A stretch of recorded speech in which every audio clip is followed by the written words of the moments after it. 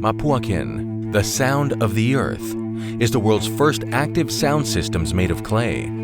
It fuses the state-of-the-art in electronics and amplification with ancestral craft techniques. The acoustics and electronics were developed in Germany.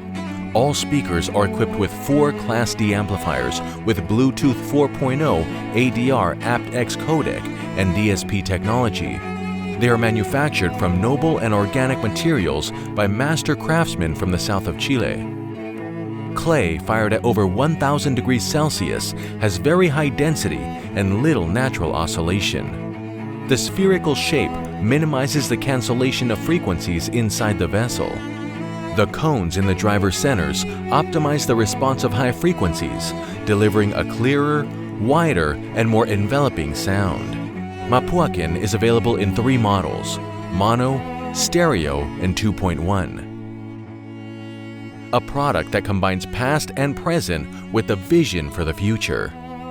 It's not about speakers, it's about listening to the earth.